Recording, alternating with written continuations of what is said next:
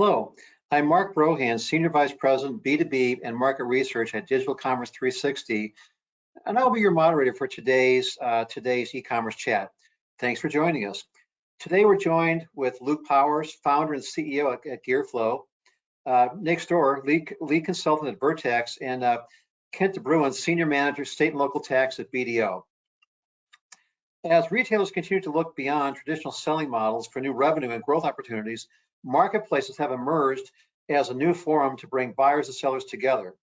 Business channels are converging, all in spite of reaching a large customer base while offering a wide range of products and services. Today, we will be discussing the trends driving marketplace growth, as well as looking at obligations and barriers that marketplaces face regarding value-added tax, goods and services, and sales tax. Just a few housekeeping notes before we get going. We'll take questions at the end of the presentation, but you can ask them at any time using the chat box on the right side of your screen. And all of our attendees today will be eligible for today's raffle for one of 3 Amazon gift cards and a copy of a Digital Commerce 360 B2B e-commerce market report. And since I wrote that report, it's a good one, by the way. So with that, let's welcome today's attendees. So gentlemen, beginning with Luke, then Nate, and Kent, please introduce yourselves and tell the audience a little bit about your background, if you would. So Luke, can you start us off? Yeah, that's great. Thanks for having me, Mark, and thanks for the whole digital commerce team for inviting me to speak. Yeah, my name's Luke, company's GearFlow, and the company was founded from a real pain I had working at our family business in construction equipment rental. I noticed that job sites all throughout the U.S. that we rely on and to live and work come down to machines working, and machine uptime enables people to do their jobs.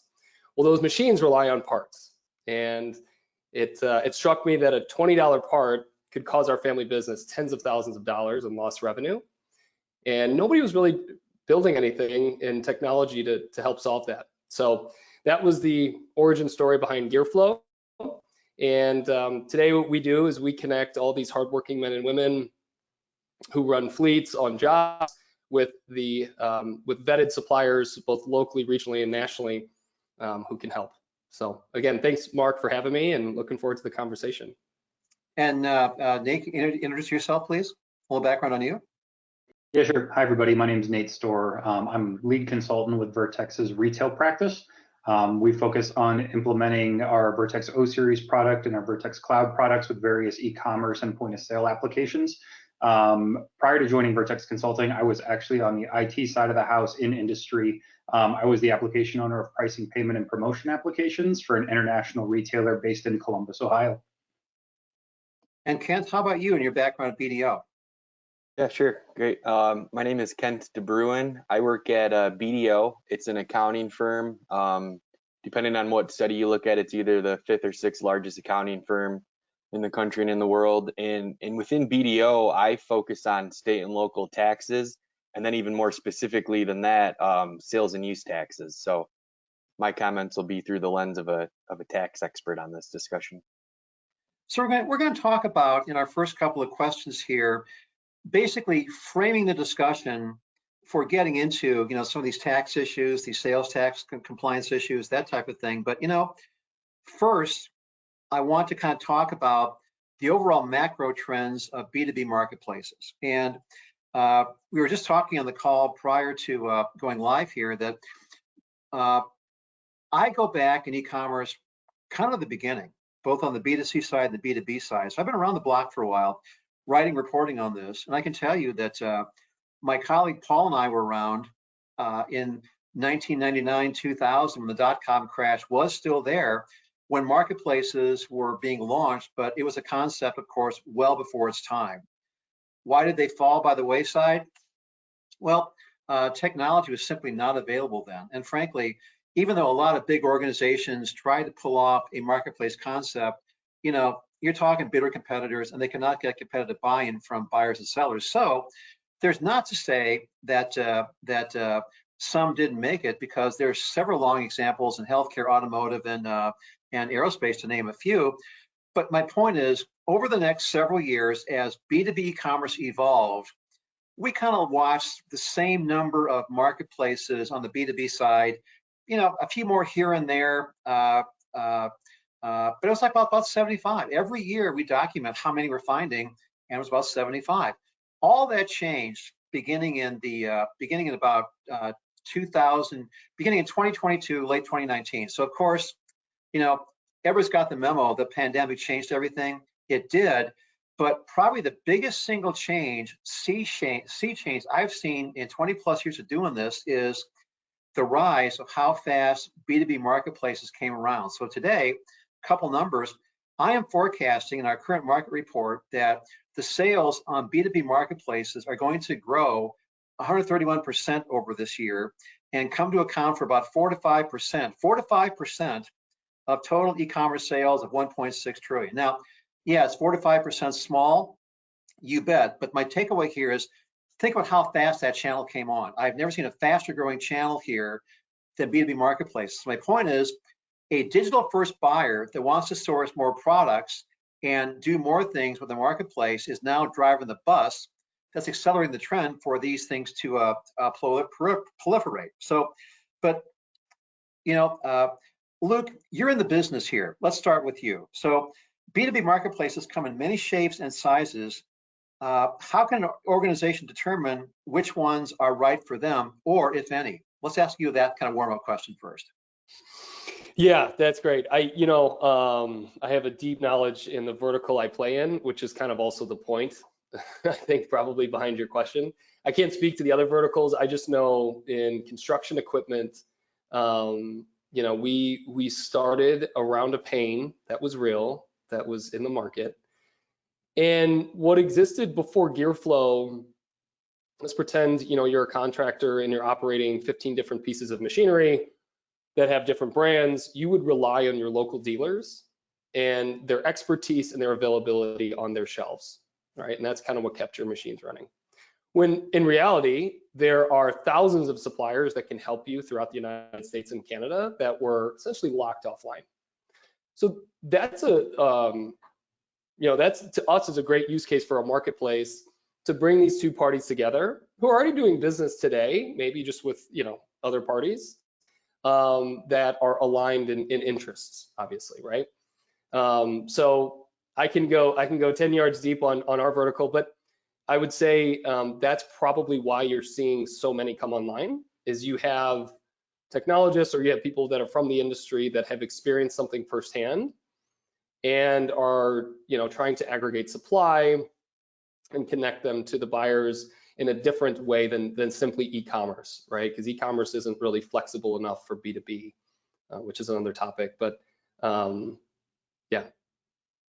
So Nate, this is kind of your business here. This is what you folks do for a living, day in, day out. But can you talk about the trend? How does an organization decide one or none or many is right for them? Because I'm sure that you're seeing it like the people we talk to. Everybody, or quite, I mean, there's the market, you'd have to be hiding under a rock, in B2B e-commerce these days, not to hear about, marketplaces, they're all over the place. But you know what? There's a lot of confusion out there as to how to do it right. So what's your advice to companies that basically either want to start out but do it right, or they want to make sure the mix they currently have is the right mix for them? Any kind of general, I know, but any rules of thought that you can speak to, you think? Yeah, I mean, when we're implementing our software, our focus does come through that tax lens, but we're solving all different types of business cases. We're solving across all different types of verticals and industries. And so when it comes to, picking the right marketplace and knowing what you're getting into, the idea or the concept of having that successful integration really comes down to your business objectives, right? So we kind of talked about how we're seeing this huge uptick in numbers of overall marketplaces, but the marketplace concept is also, very broad in terms of, what is a marketplace? There's different types of marketplaces that are out there. So picking the one that's right for you is going to depend on those objectives, right? So, we have this concept of like a one-stop shop, right? So a marketplace that you would go to selling anything and everything you could imagine. The whole idea is convenience, right? You can go there, you can get what you want all in a single transaction. You've got these upsell models where you're on a marketplace and they say, hey, we see that you purchased something. Here's a related product. Maybe this is something that you would want from one of our partners. That's like it's very common in like the travel industry. So we see you purchased a flight, but do you need a hotel? Do you need a rental car? That kind of thing. From Luke's standpoint, we talk very much about like a niche model, right? So he is focused on a very specific industry and a very specific task. And so those niche models are out there to allow you to go in to dive deep to compete with your competitors for business and market share, and to provide that value out there that they maybe can't find elsewhere. That's the one-stop shop isn't specific enough. You've got value add models where, by doing business on this marketplace, the marketplace itself is offering something that the individual sellers can't, enhanced fulfillment models.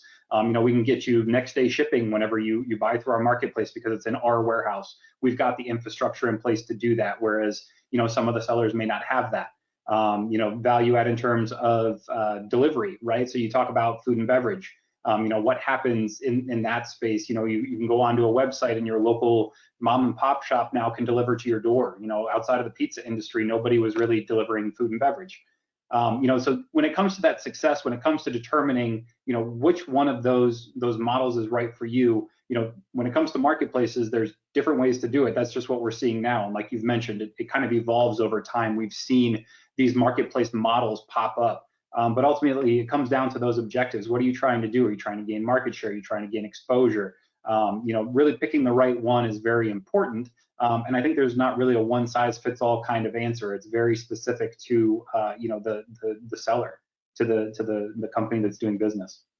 Now, Kent, to ask you the same question, but maybe in a slightly different way from the BDO perspective, is where does fear of the unknown stop and being pushed off a cliff begin? And the reason I ask that is, and I want to see if I can follow up with Luke quickly on this as well, because with marketplaces, it kind of used to be, well, maybe I'm going to think about it. I'll try to look at my product liquidation product or something. Let's kind of kick the tires on it. Well, what made B2B marketplaces more mainstream in general was the fact that when traditional avenues closed down and you couldn't source from the supply chain you typically done, what was the new venue that was there that made you have to go to it to find sourcing for products was a marketplace. So for the first time, there are enterprise, I'll pick an enterprise healthcare for a sec. There are enterprise healthcare systems that in their whole world never thought about going to a marketplace to source PPE products back in the day. Then when they couldn't get it from the traditional pipeline, they turned to marketplaces. That's just one example. So where does fear of the unknown begin versus being forced to try something new for the sake of the business begin, do you think? Yeah, that's a good question. And I don't know if it's fear of the unknown as much as maybe an unsophisticated company or one that doesn't have the resources or capacity to do their own tax compliance function.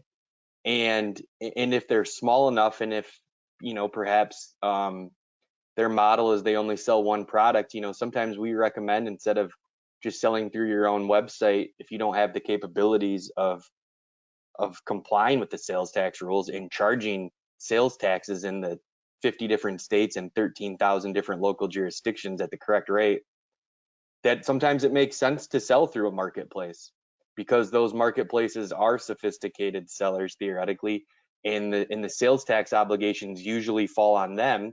So that can take away, a function or a headache that you might not be qualified to do or might not want to do, and kind of shift that burden over to the marketplace, and they handle those taxing obligations for you. So that's kind of one example that I see in our field.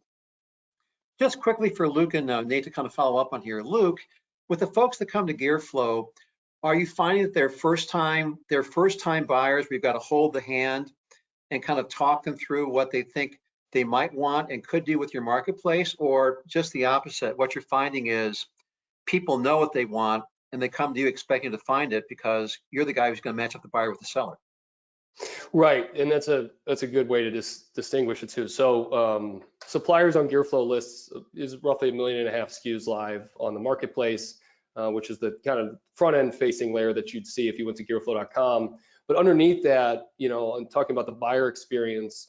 We have tools for them, which is very industry specific, right? Where they can upload their fleet, they can upload their current vendors, so who they work with and have trusted for decades, and they can run RFQs through us. So requests for quotes or RFPs, requests for proposal, are traditionally done offline, localized. where running them through GearFlow, you can attach your machine, you can attach the vendors you want to send it to, you can broadcast it out to the network, you can add pictures if you'd like, and all of the communication history, both internally and externally, is on a single pane. And that to me, and you know, that's the buyer side. And as we were touching on the supplier side for the previous question, you know, everybody's after growth. It doesn't matter what company you're in. If you're for profit, you're after growth. So, you know, what are the channels that your customers like to do business through and prefer is where you should meet them, right? Because, you know, as we look towards the future, you know, the amount of supply chain issues we're running into today, which Mark, you kind of touched on, you know, aggregating supply is a very good thing if you're on the buyer side, and it's vetted supply, not just anybody, right? So that you know, marketplace in the middle that can act as somebody who vets the supply to bring to buyers in an automated way is a very good thing, and it should drive a ton of efficiencies on the buyer side, and it should drive a ton of sales enablement on the seller side. So both parties should really be winning in the equation. Now, Nate, to kind of ask you a new question, but in sticking with the same, you know, kind of vein that we're talking about here, margins and profitability. At the end of the day, I don't care what the channel is, even the marketplace channel, that has got to be what's going to drive your investment as an organization into what's going to separate a successful marketplace strategy from one that's not. But what role does the understanding of sales tax and VAT tax play within the whole world of margin and profit, if you will? Personally, I think that this is a very misunderstood part of the business. And that's why we're addressing it today on this webinar. But what are you seeing from that? What role does sales tax and managing it the right way play with profit margin and profits, do you think? Right. No, that's a good point here. So oftentimes a lot of people don't think about, you know, tax when it comes to your margins, right? So tax is this thing that everyone has to deal with. There's legal requirements, and it's essentially money at the end of the day that you don't get to keep, right? So from the customer standpoint, they're coming to you, they're buying, they're paying the sales tax. If it's through the marketplace is going to understand then the dynamic of how to split up the funds. You know, if they're keeping a portion of the sales, what portion goes back to the sellers. And then same deal with the taxes, right? So we've got different laws that are put in place that kind of split that burden depending upon where you're doing business. But specifically then from the margin standpoint, you know, what happens is that tax, because it's this thing everyone deals with, often becomes an afterthought, right? So most of the time you start talking about, you know, moving onto the marketplace, it's this brand new selling channel. We're going to, you know, go out and get X amount of new business. We've deemed the demand is there, and we're going to go get it. We're going to jump in with 2 feet. What happens is 6 months, 12 months down the line, you come back and you realize, oh no, we weren't doing tax correctly, right? You're going to come back, you're going to get audited. Someone's going to come to you and say, hey, show me these transactions, show me what was occurring here. And all of a sudden you realize that for the last 6 or 12 months, we've been taxing things wrong. So not only now do you owe the taxes that you weren't collecting appropriately, but now you may also have fines and penalties on top of those that you're going to have to go back and pay. And so that's money that you didn't collect from the seller originally, and so you're going to have to go back and take that cut out of the bottom line. So by not doing it correctly to begin with, you're talking about really reducing your margins because you didn't do your homework, you didn't ask questions, you weren't proactive ahead of time, and you kind of you leapt in before you looked. You know, you made that move too quickly.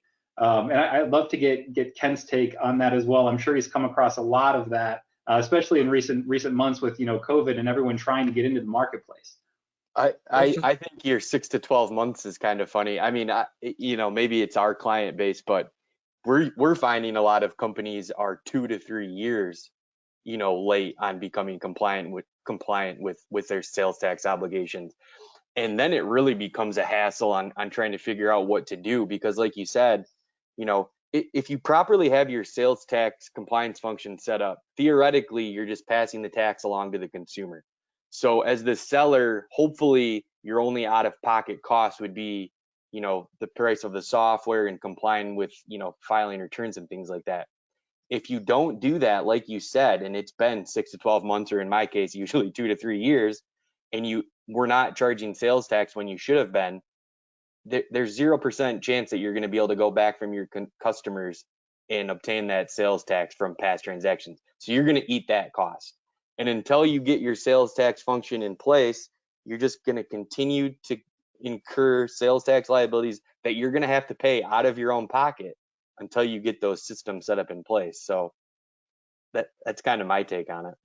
So Luke, but that's now we're hitting home here with like, boy, this stuff could be a big deal, but what are you seeing at Gearflow? I mean, when it comes specifically to, the tax and the compliance and the automation of the function there, do you worry about it as a marketplace, or is that something that your buyers and sellers have to worry about depending upon who they are?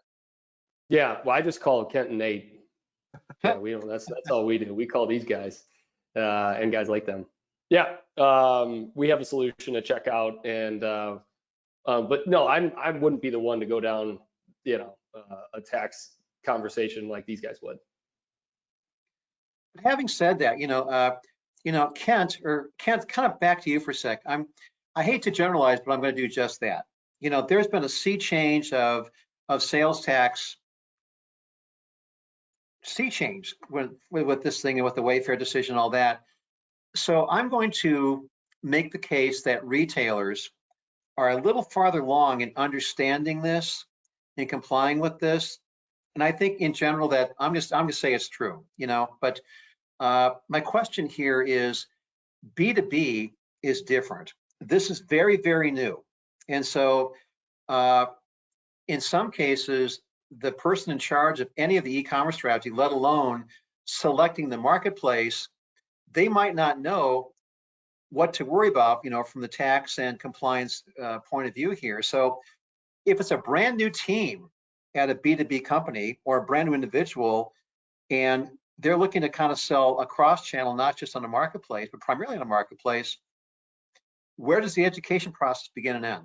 Who's got to be responsible for that? I'm probably biased again because I work at an accounting firm. You need to consult with experts on that. These rules are so complicated and they are constantly changing. Rates constantly change, the rules constantly change. Who's obligated to collect what taxes and fees is changing as we speak. So I guess who that begins and ends with is you have to work with your accounting department, and you really need to consult with an expert to figure out what you have to do, who you need to work with, because you want to get these systems in place ahead of time. If you're trying to solve the problem after the fact, like we do with so many of our clients, you're just spending a lot of time and money and eating costs that you could be focusing in other areas. So I guess I'm not quite sure who the best person to begin and end with is, but my suggestion is you need to consult with a sales tax expert. Yeah. And just to jump in on that too, right? So, you kind of prefaced all that with, you may be biased, but I think that's a completely fair assessment of the situation, right? That's what your firm and firms like you are out there to do, right? You're the ones that are out there understanding a lot of these complex scenarios. You're the ones providing that advice, to help take that burden away. But you have to know to ask the questions to begin with. So, just having that insight and saying, we're going into a new venture, what do we need to know? Kind of thinking at it from all facets of your business so that you don't miss something, right? So when we come in and when we're implementing our software to be able to, calculate these taxes and fees and all that kind of stuff on these transactions, we can obviously, share our experience and tell you, this is what we've seen in other implementations, but we're not tax advisors. And that's oftentimes where we come in and we partner with folks like yourself on a lot of these that can come in and give that advice, and they can say, this is really your requirement based on the way that you do business, based on your industry, based on the interpretation of the laws. And then we can come in and set up the system to act as it should be, because, there's not really a one size fits all. Everybody's business is slightly different. The types of goods and services you sell, where you're at, definitely trying to come at it from the standpoint of bring somebody in who has done it before. Let's get the advantage of those lessons learned. And let's do it right the first time. I think that's absolutely a key point that you hit on there, is to do it right the first time. Don't spin your wheels, don't have extra spend, and don't lose your margins, down the line under an audit. Yeah, and even generally in all these, there's three parties. There's the customer, the client, the company. There's us as the tax advisor, and then we've got this great sales tax automation team with people that are certified in Vertex and Avalara and other service providers.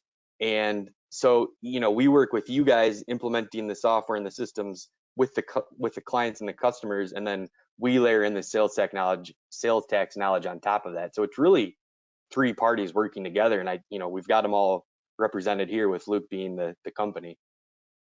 Well, Luke, I want to ask you a question because, as I mentioned, we're kind of in the thick of doing our annual B2B marketplace B2B report. So we're asking a lot of marketplaces, including yourself, kind of what's new and how's it going.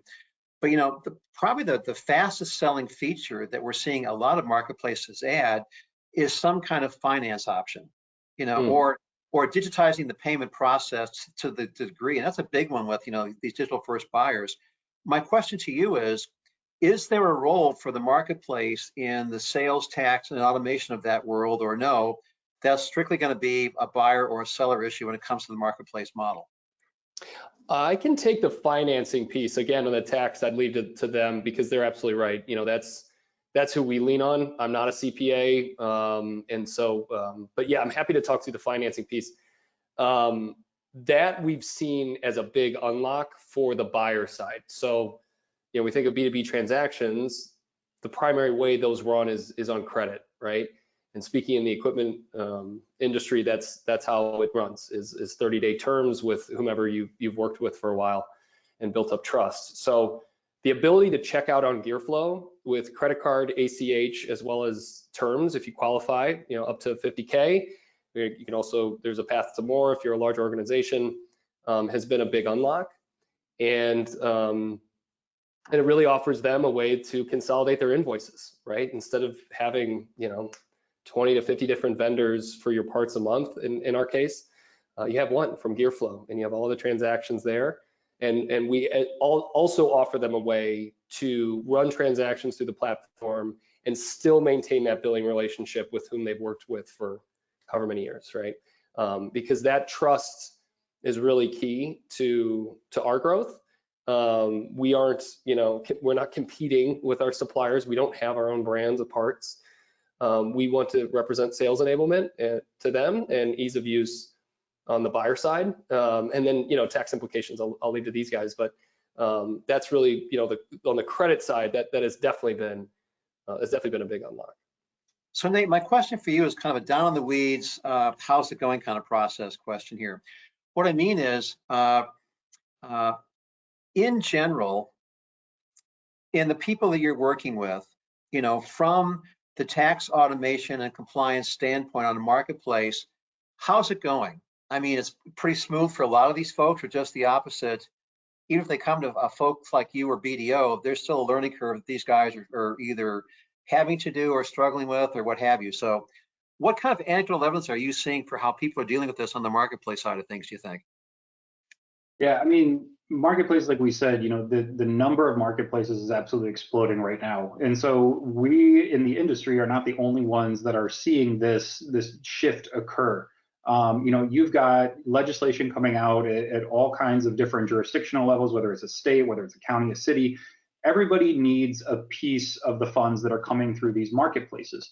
And so what we're seeing is that because of the uptick, because of the number of transactions, because of the additional revenue that's now flowing through these marketplaces, these jurisdictions are taking notice, and they're saying, hey, there's money on the table here where these are flowing through us in some capacity, but we're missing out on it because our existing legislation doesn't allow us to capture a piece of that.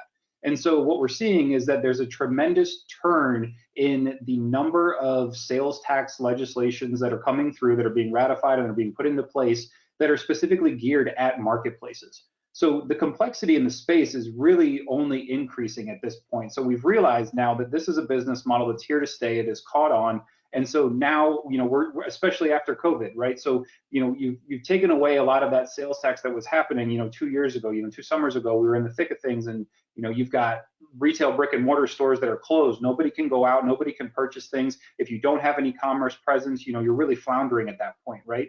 So all of that sales tax revenue that these jurisdictions were missing out on during that time period, they're looking for new ways to recoup that. And marketplaces has become a focus of one of those. And I'm sure, Kent, you can speak again to that and kind of just the number of places that you're seeing these types of rules, pop up. Well, I'm sorry, go ahead. Yeah. Oh, I was just gonna say, I mean, yeah, there's 46 jurisdictions, states, including DC, that impose a sales tax. And then last count I checked, there was over 13,000 local jurisdictions that could have different rates, possibly tax things differently than the state does. So the amount of jurisdictions is just insane.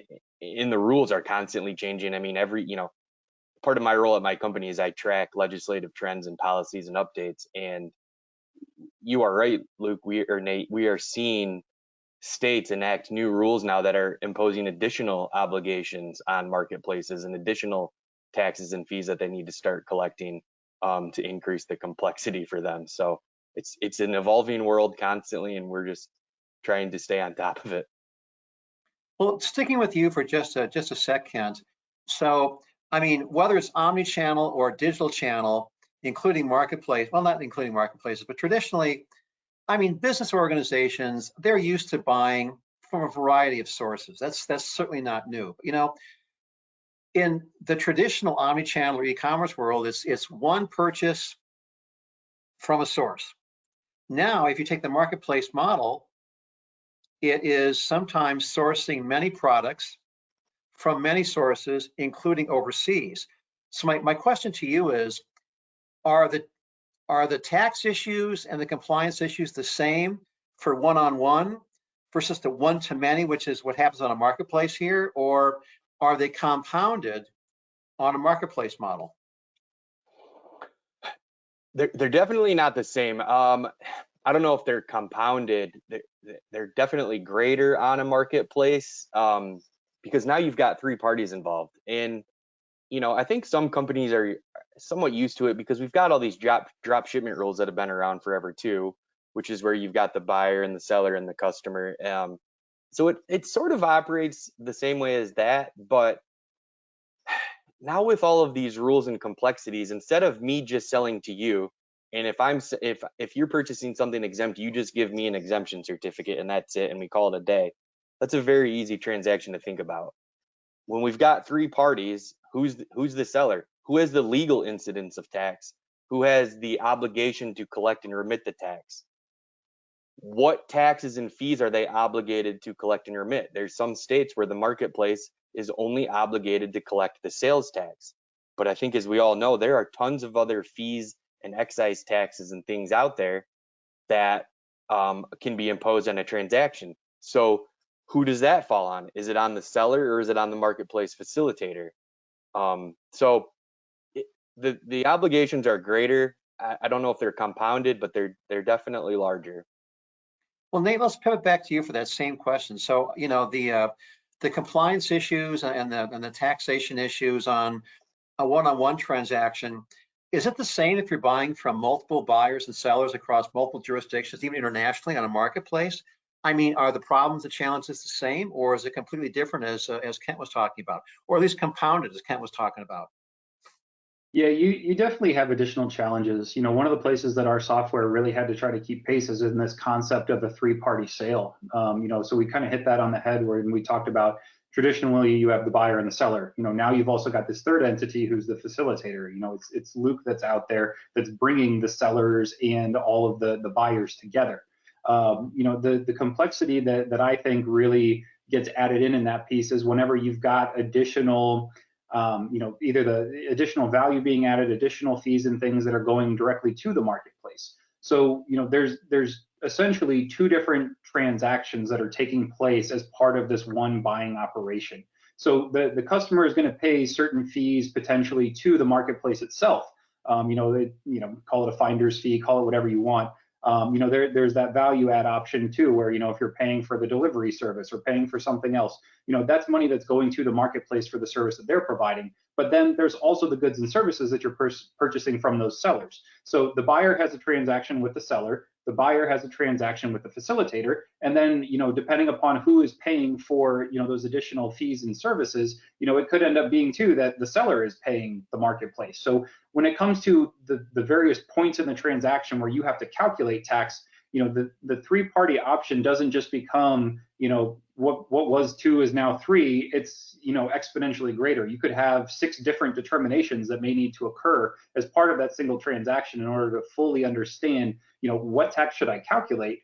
And that's all just kind of the customer facing side. So once you've collected the taxes, who's responsible to remit that? And, you know, I think that's a point that we touched on just a minute ago, where it was, you know, is this the facilitator that's responsible? Is it Luke and team that have to go back and file these taxes on behalf of the sellers? Are these taxes that are due from GearFlow or from whoever the marketplace may be, because it was their upcharges and their fees that they're charging?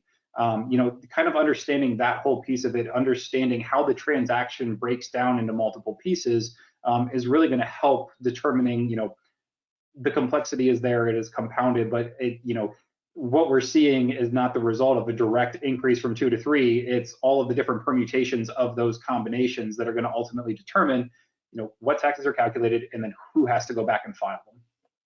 So Luke, what about you? I mean, in other words, e-commerce, as we like to say, begets strange bedfellows. You know, who your competitor is one day could be your supplier the next, or someplace in between. That's just how fast changing some of these channels are. My question to you is, I understand that, you know, that taxation and compliance is not what you do, but as a marketplace operator, it's a part of the transaction process that Nate was just talking about, going back and forth between buyer and seller. From an operator standpoint here, how aware do you have to be of these kinds of issues? And is a minor thing to you, or does it keep you up at night, or what's your perspective like that operations point of view? Yeah, I mean, when we started the business in 2018, you know, this was part of the founding of it. It was you know, understanding the regulations out there, talking to tax professionals like Kent and Nate, you know, who do different things within the ecosystem, but are both critical, you know, when it comes to running this, right, to running a marketplace. Our overhead, as opposed to, say, a supplier on GearFlow who has a warehouse, they have parts, they have inventory, they have warehouse workers, they've got, you know, infrastructure around them. Ours is engineering and marketing, right? And tax implications are an important consideration. It's also probably ties into why you see a lot of B2B marketplaces popping up in different verticals over the last few years, is that you know, it started around some pain point, and now, you know, one of the key things to think about in the strategy is tax, right? And where, you know, and our model is different than others. You know, I was on a panel with Mark a couple weeks ago when we had Blue Pelt on, and I'm going to bet our tax strategy is different. It's just, you know, and that's kind of the point of what Kent and Nate are talking about. It's like, you know, it requires a conversation, it requires more of a deep dive, it requires thought, you know, understanding of localized tax regulations and who you're selling into, when and why, you know, the whole thing. But yeah, I mean, you're right, Mark, that, you know, when we started the company, this was part of the business plan. It was just part of the go-to-market, and it was part of, you know, us thinking about growth and, you know, and staying in compliance. As of course we, you know, build the platform, market the platform, onboard sellers, onboard buyers. Yeah. And then newsflash here for all of us on the chat here. Amit Shah, Belinda Cox, and Lisa Kissick are the winners of today's prizes, so to speak. So with that, you three can please talk to Nate and Kent about the sales tax collection of all that. So there you go. One of the questions I have next, and Nate, I want to stick with you, which is call it the biggest mistake that a buyer and seller might make when it comes to the getting all this into. In other words, where are you seeing people make the most mistakes when it comes to what they should be doing right but aren't, in terms of the taxation and compliance on a marketplace? Or to frankly ask more bluntly, how are these guys shooting themselves in the foot to spite their face, do you think? What are some of the common mistakes you're seeing? Yeah, I think, you know, taking it maybe a little bit outside of the tax lens too, one of the biggest things for the sellers, you know, they maybe don't understand that whenever they're moving into a marketplace, that, you know, this is a new channel, but it's a channel that they don't have full control over, right? So what ends up happening is that as the seller, you go out and you go to, you know, you come to Luke, you come to GearFlow, and you say, you know, I'm going to sell my goods and services through your marketplace. Well, it's actually then, you know, Luke's systems that are the ones that are facilitating all of those transactions. So as a seller, what we often see is that you may overlook the high touch ability that just kind of comes as, you know, part of this marketplace transaction, right? You can't get that. You know, it's the marketplace itself that's putting you together with the buyer. So when it comes to maybe a customer's first interaction with your business, you know, not only are they interacting with the marketplace, but, you know, they're also seeing your business through the marketplace lens. And so if you're a company that likes high touch sales, that likes the, you know, the personal communication, that likes being able to kind of pivot and you know, go different ways depending upon where the sale is taking you, then, you know, you really have to evaluate if marketplaces are going to allow you to do that. Oftentimes, you know, that giving up of control is something that the seller, it's not even on their radar to begin with.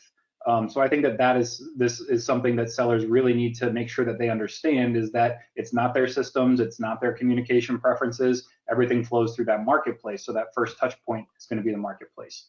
Well, Ken, you know, something you said just a minute, a while ago anyway, excuse me, is you see companies 2 or 3 days or 2 or 3 years waiting to become compliant. That struck me as being a pretty big challenge. What else are you seeing in terms of mistakes people are commonly making with these kinds of transactions? I think one of the biggest mistakes they're making is just assuming that the other party is doing what they think that they're doing, and not communicating. You know, if you're a seller, you're just assuming that the facilitator or the platform is charging the correct amount of tax and doing it all accurately, when in fact they might not be. Or like I said, you know, there's all these other weird little excise taxes and fees that maybe the facilitator is not responsible for and is not charging, and you're just assuming that they are. And if they're not, you know, then that obligation falls on you. So that's one of the biggest things that I see. The other biggest issue I usually see is that between buyers and sellers is that they contractually agree to who's liable for the tax, but those contracts, you know, they don't trump the sales tax laws and who has the legal liability between the state, you know, and the customer. So they might say, oh no, we agreed amongst ourselves that this is how it's going to work. But then you get audited and the state says, you guys can agree to whatever you want. You're the liable company, so we're going to come after you for the money. You know, you can probably get indemnified, but that's all contract law things. So those are the two biggest things I usually see. So Luke, in terms of what you're seeing on GearFlow, are you primarily, you know, North America, US based, or do you have like some international transactions in the mix here? Yeah, it'd be North America, US based, yeah. So in terms of a marketplace that is international, Kent and Nate, how are the issues relatively the same or different for a marketplace buyer or seller who is doing business both domestically and internationally when it comes to compliance and sales tax?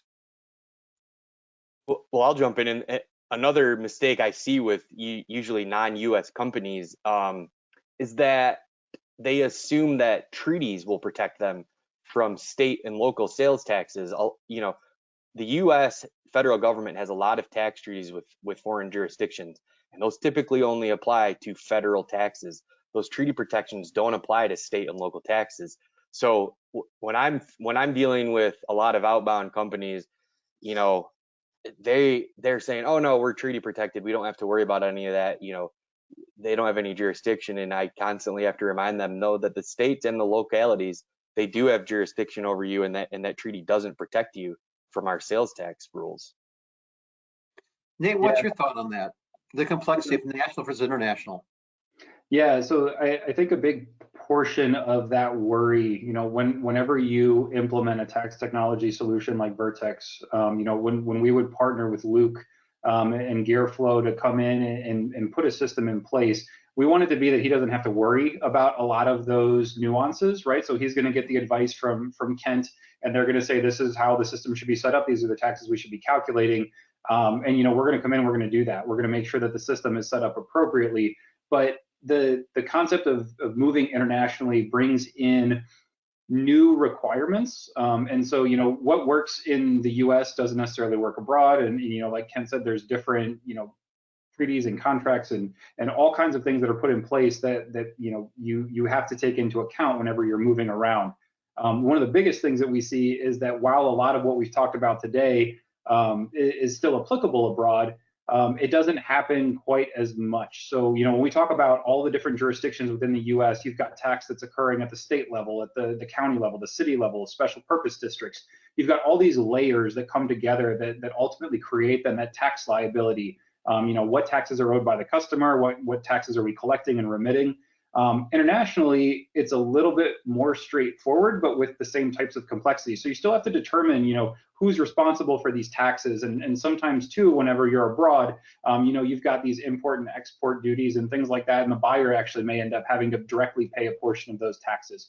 But, because you don't have this nesting set of jurisdictions, typically you're talking about, 1 to 2 taxes as opposed to 7 or 8 different ones plus non-standard tax types that you get here in the US. Usually it's some sort of like a federal level VAT and then some kind of, maybe you go one level below that.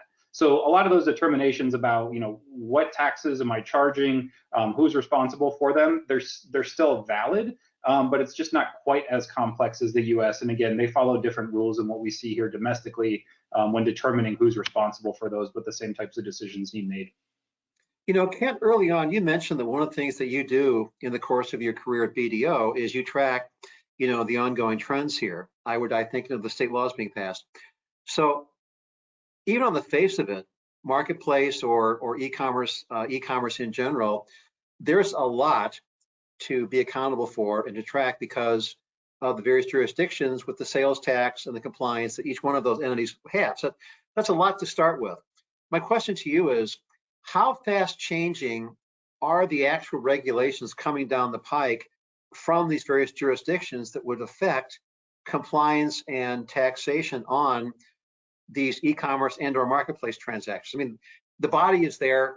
It's just you gotta juggle it all and comply with it all, or you're seeing counties, change faster than states, or cities come online with all kinds of crazy changes while the state regs are about the same or what have you. So any thoughts on that? The changes are fast. They're fast. Right after Wayfair, initially when states were enacting their remote seller rules and marketplace facilitator rules, they were flying off the shelves and they were very basic. And, state legislators, in my opinion, they're not tax experts. They don't always do the best job. So there's had to be tons of corrective legislation since then. Then you've got the Departments of Revenue and Treasury who issue regulations and promulgate various rules and issue guidance. It's constantly being updated. Every morning I spend my first hour of every day, first hour or two, just going through the various publications I get from BNA, CCH, Checkpoint, things like that, to read about all these changes and figure out what's important and what I need to tell my teams and what we need to tell our clients. But these rules are changing it's not so much the marketplace rules are kind of in place now. It's more so what taxes and fees are included in the obligations and who's required to do it. Rates are constantly being changed. Those need to be updated almost weekly with over 13,000 jurisdictions. So it's fast and it's furious. Nate, you're kind of in the trenches here. What are you seeing in terms of the rate and the speed of the complexity of the regulations or the actual rate themselves? Yeah, Ken definitely hit it on the nose again. I think that while we saw a big uptick in marketplace specific legislation shortly after Wayfair in 2018, I do think now what we're seeing more is that it's those jurisdictions that have maybe a bit more of a vague wording in their legislation that we're having to go back and we're having to see a lot of our clients go partnering with Kent and those types of folks to say, does what we sell qualify for the way that you've worded your traditional sales tax legislation? And what we're finding is that things are going both ways. In some states, the legislation was written from just a general sales tax perspective, and they're saying, this applies to marketplaces as well. And in other cases, we're saying, this was specific to marketplaces, and maybe your business model is not quite a marketplace, so this doesn't apply to you. The big thing about tax too is there's always this gray area. There's this interpretation. And when it comes to our software and the way that we deliver all of this tax content, we have to make it dynamic, because you would think that a law is very straightforward and clean cut, but I'm sure Ken can tell you, there's this gray area, and it can change in its interpretation from one business to another. So to be able to keep up with all of those legislative changes, Vertex puts out data updates. We update our content, sometimes multiple times a month. Like Ken said, you might need those updates going in there weekly. We try to keep pace with that for you, but you still have to understand which of those laws apply to you, how to interpret them based on your business. And so, getting the content there, tracking these changes is one thing, but then being able to implement it and follow the guidance being given by your advisors is an entire separate step of the process. Yeah, and those rules I was talking about were just marketplace rules and rates. And Nate, like you said, states and legislation and regulations are constantly changing on just the taxability of goods themselves. Digital products, software as a service, computer software, things like that. Those rules are constantly changing on whether or not those are taxable, and those can be very gray areas too. So that's changing of taxability, in addition to the changing of rules for marketplaces and changing of rates. There's just a lot of things you got to track. Well, and you can even take that to a third level too here. So not only do we have just general sales and use, now we've layered in marketplace, but let's talk about the B2B aspect too, right? You might have certain, sellers and buyers. You have exemption certificates, you're a nonprofit organization, a government organization. So you've kind of got, from a tax lens, all of these different things that you have to try to look through together to eventually come up with this, kaleidoscope of options and, what is correct, what is not correct, how do I handle this? And I need to make sure that I don't end up paying for it somewhere down the line. Whether you're a traditional, DTC type retailer with a B2B component, whether you focus in the B2B space, B2B brings its own set of tax complexities that also have to then be compounded into, general sales and use and marketplaces. So Luke, let's bring you back into the discussion here. So, in e-commerce on both sides of the ball, meaning B2C and B2B, there's always a Paul Revere saying the British are coming, or a version of that. So in online retail, going back to the very beginning, there's always somebody saying, hey, taxation is coming, online retail is coming. Well, there's a nice long honeymoon on the B2C side before it hit, but then when it hit, it's like, boy, did a lot of folks get caught flat-footed and have some catch-up all to do. So my question is, tax departments have plenty of time to go and look at potential new sources of revenue. And I guess my question is to you is, do you ever envision the day where, you might have somebody kind of knock on your door, i.e. the tax man, to use, a Beatles phrase there, to say, well, you've got a lot of transactions flowing through your place. I think we should talk to you about collection. So, do you ever foresee, do you ever think about that? Or do you ever foresee as a marketplace operator that maybe one day you might be having to be involved in the actual process itself, or no? Listen, we're a business operating in Chicago, in Illinois. So no, I've never thought about that. That's never a possibility. My father-in-law has been in business since 1976, and I think has gone through, and he had a couple businesses. One is a rental company in the western suburbs of Chicago. And I forget the number, but that's kind of the point of how many audits, right, that he's undergone. It's just a part of it, right? Just part of running a company, being a part of the management team, having guys like Kent and Nate to call on, and it's just, and it should, right? Like, look, the economy, like, there should be incredible efficiencies gained for both sides of whom we serve. Doing business should be easier, and collecting taxes, in theory, in a perfect world, should be easier as well, right? And there's a whole bunch of opinions in there. There's a whole lot of people involved. There's a lot of things to navigate, but that's the idea, is that this should just be as seamless as the transaction. And anyway, that's the rosy version. But yeah, then we operate in Chicago, right, in the real world. But yeah, no, that's kind of our stance, is let's make this as easy as possible on all parties and on the states to collect what they're owed, the states and cities. Yeah. And I think too that whole concept of trying to alleviate those pressure points, right? There's this big buzzword right now. Everyone talks about frictionless commerce. It kind of first popped into my head earlier when you were talking about, offering finance options and different methods of payment, right? Even marketplaces in general, the idea of trying to meet your customer where they're at, how they want to buy, the way they want to do it, the way they want to interact with you. This is just kind of another one of those points, right? If you end up getting stuck on the tax side of things where, you have problems or your checkout flow is bad, you could have cart abandonment, you could have all kinds of different things happening. People aren't able to finance, they don't have the available credit. Maybe those payment options are the point. Maybe you're offering, localized websites too. Maybe you're doing, business internationally, and you've got to update product information and languages and all that kind of stuff. It all comes back to this big idea of frictionless commerce. And that's not something that's specific to retail. It's not specific to, B2B, B2C companies. This idea of just, meeting your customer where they're at is just such a cool concept because it evolves over time. Where the customer wanted to be 6-7 years ago is so different than where they're at now. We've had conversations before, Mark, about things like omnichannel, right? So, omnichannel was this big differentiator, 5-6 years ago, and anyone that offered, mixed fulfillment options, buy online, pick up in store, ship from store, all that kind of thing was kind of a leader, in the space. Nowadays, our tech-savvy consumers expect that from everyone that they're doing business with. They want multiple fulfillment options.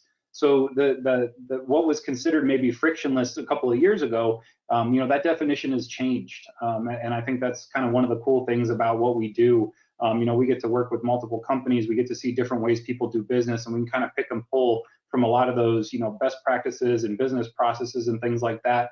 And kind of bring that to the table. So, this idea that Luke is hitting on here of wanting it to be as seamless from the customer perspective, it really comes back to the marketplaces and to the companies that are doing business. If you have tight processes, if you're able to streamline things, if you don't have all of these hoops to jump through and different checkpoints to pass through before you can get the job done, then the customer is not going to experience any of those roadblocks either.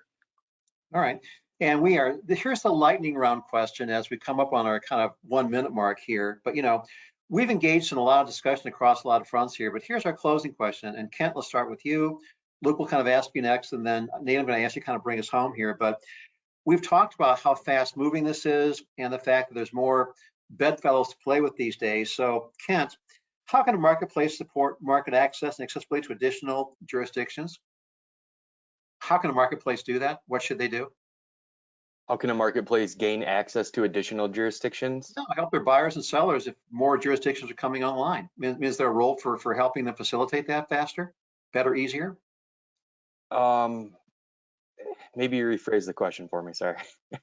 How can a marketplace make the process easier for buyers and sellers? Is kind of the core question. Oh, yeah, a marketplace can make the process much easier if they've got the compliance systems in place, in the infrastructure in place. Then the buyers and sellers through there can seamlessly, transact their business. I was going to ask Luke actually earlier if you do become a marketplace provider or facilitator and you've got all the sales tax, obligations set up and set in place, is it easier for you to find additional vendors to sell through your platform? Because if you have those channels set up and in place, that relieves them from a whole obligation, and they might be more likely to use you as opposed to a different marketplace, I would think. Luke, What do you think? Yes. I think yes. It's lightning round. I don't know how many words I got. Yes. Yes. All right, to the point. I like a man who's to the point. Well, Nate, bring us home. So what can marketplaces, which is the fundamental question, do to onboard jurisdictions easier, because there will be more jurisdictions coming online and more complexity coming online. So how can a marketplace facilitate and make it easier for buyers and sellers, do you think?